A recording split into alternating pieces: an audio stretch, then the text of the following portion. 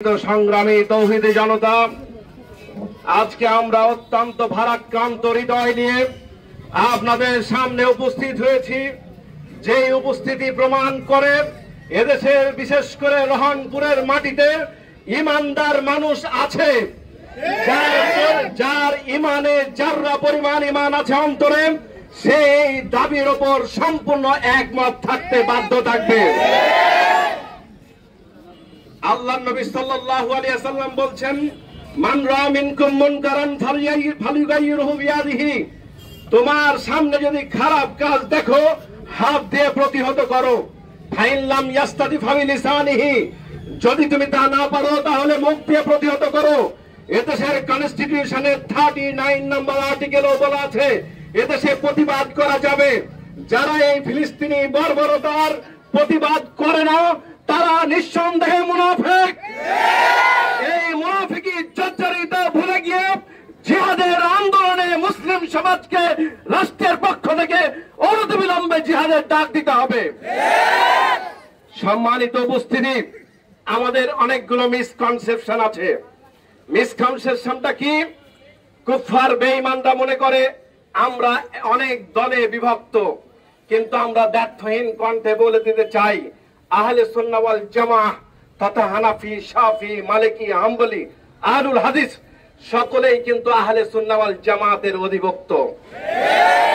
এই সকল কওমকে তাওহীদ প্রতিষ্ঠার জন্য যে কোনো সময় রাষ্ট্রের প্রয়োজনে, রাষ্ট্রের ভূখণ্ড রক্ষার জন্য 47-এর এই তাওহীদের যে সীমানা, মাওলানা আকরাম খাঁর যে মানচিত্র, আল্লামা আব্দুল্লাহিল কাফিয়ার আল কুরাইশির রেখে যাওয়া এই বাংলার মাটি ইসলামের জন্য যে কোনো সময় আবার বিজয় করার জন্য তৌহিদি জনতা গর্জে উঠবে ইনশাআল্লাহ।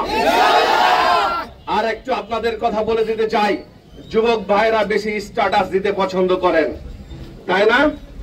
আপনাদের মনে রাখতে হবে, যাকে তাকে খলিফাতুল মুসলিম বানানো যাবে না। আরে ভাই, এখনো নেটোর সদস্য, এখনো কিসের সদস্য? নেটোর সদস্য। ইসরায়েলকে প্রথম মুসলিম দেশ হিসেবে স্বীকৃতি দান করি। আমরা বলি আপনারা ইসলামের জন্য কিছু কাজ করেছেন সত্য, কিন্তু শিয়া, খারেজি, রাফেজি এরা কখনো প্রকৃতি মুসলিম হতে পারে না। এদের সাথে কোনো আহলে সুন্নাহ ওয়াল জামাতের সম্পর্ক নাই। আমরা ব্যর্থহীন কণ্ঠে বলতে চাই, সকল খলিফাতুল মুসলিমিন দিয়ে ইসলামে খেলাফত আর আসতে পারে না। আহলে সুন্নাহ ওয়াল জামাতের যারা ইমাম, যারা ধারক এবং বাহক, তাদের মধ্য দিয়েই যারা কোরআন এবং হাদিস প্রতিষ্ঠা করতে চায়, শুধু শুধু বক্তারা বলে যায় কোরআনের আইন না, কোরআন এবং হাদিসের আইন লাগবে। সত্যভাবে হাদিস অস্বীকার করার প্রবণতা আছে, এটা ছেড়ে ফেলতে হবে। আর একটু শেষে বলি, কেন আমরা এখানে এসেছি। ভাইয়েরা আমার, বুঝতে হবে, ইসরায়েল এমনি এমনি জন্মগ্রহণ করেনি। 1917 সালে বেলফোর ঘোষণার মাধ্যমে ইসরায়েল রাষ্ট্রকে অবৈধভাবে জন্ম দিয়েছে আমেরিকা এবং ব্রিটেন প্রথম। দ্বিতীয়ত 5 মিনিটের অবৈধ ঘোষণায় 1948 সালে এই রাষ্ট্রের জন্ম হয়েছে। আমরা দেখলাম এই রাষ্ট্রের জন্মের পরপরই আরব ইসরায়েল যুদ্ধ হলো। দুঃখজনক হলেও সত্য, প্রথম যুদ্ধে আমরা পরাজিত হয়েছিলাম।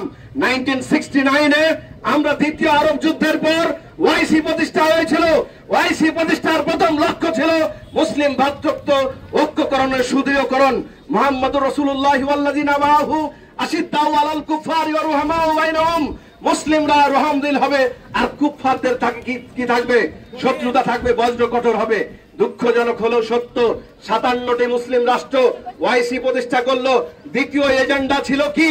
দ্বিতীয় এজেন্ডা ছিল ফিলিস্তিনের স্বাধীনতা, কিন্তু ভ্রাতৃত্ব বন্ধন 57টি রাষ্ট্রতে না হয়ে হয়েছে কুফফার এবং বেঈমানদের সাথে। এই কুফফার এবং বেঈমানদের সাথে কূটনৈতিক সম্পর্ক দিয়ে কাজ হবে না। সৌদি আরব আহলে সুন্নাহ ওয়াল জামাতের একটি অন্যতম রাষ্ট্র সহ সবাইকে বলতে চাই, আপনারা দায়িত্বহীন কণ্ঠে ঘোষণা করুন, এদেশের মাটিতে লাখো লাখো যুবক এদেশের সরকারের পৃষ্ঠপোষকতায় ফিলিস্তিনে জিহাদে যেতে প্রস্তুত। কিন্তু আবারও বলে দিতে চাই, এদেশের কোন মুসলিম কোন মিলিটেন্সির সাথে যুক্ত নয়। বুঝতে পেরেছেন? কোন জঙ্গিবাদের সাথে যুক্ত নয়। জিহাদ ও জঙ্গিবাদ এক নয়। জিহাদ মুমিন মুসলমানের জন্য ফরজ, কেউ যদি অস্বীকার করে তাহলে তার নেফাকের মৃত্যু হবে। সম্মানিত উপস্থিতি, পরিশেষে এটুকু বলতে চাই, আরব ইসরায়েল চারটি আমরা যুদ্ধ করেছি, কাজ হয়নি। তারা প্রতিবারই সুয়েজ খাল নিয়ে যুদ্ধ হয়েছে, তারা প্রতিবারই রমাজান আসে নির্বিচারে হচ্ছে সেখানে ফিলিস্তিনি নারী শিশুকে গুলি করে মারে। আমরা জাতিসংঘকে বলতে চাই, জাতিসংঘ তুমি যদি সত্যিকার অর্থে ডেমোক্রেসি প্রতিষ্ঠা করতে চাও, ভেটো পাওয়ার শক্তি উঠিয়ে দাও। ভেটো পাওয়ার শক্তি তৈরি করেছে শুধুমাত্র মুসলমানদেরকে গুলি করার জন্য। আজকে সকল এই ইউনাইটেড নেশন এটা সত্যিকার অর্থে মানবতার জন্য নয়। জাতিপুঞ্জ ধ্বংস হয়েছে, জাতিসংঘ ধ্বংস হবে যদি সত্যিকারের ফিলিস্তিনের রাষ্ট্র প্রতিষ্ঠিত না হয়। আমরা এই সম্মেলন থেকে বাংলাদেশ আহলে হাদিস ছাত্র সমাজ এবং টোটাল আহলে হাদিস কওমের পক্ষ থেকে আপনাদেরকে আন্তরিক শুভেচ্ছা, মোবারকবাদ এবং অদূর ভবিষ্যতে যে কোনো আন্তর্জাতিক এবং জাতীয় ইস্যুতে সকল আলেম ওলামাদের সাথে ঐক্যমত রেখে আমরা সকল প্রোগ্রামে রাস্তায় প্রতিহত করব ইনশাআল্লাহ। আলহামদুলিল্লাহ রাব্বিল আলামিন।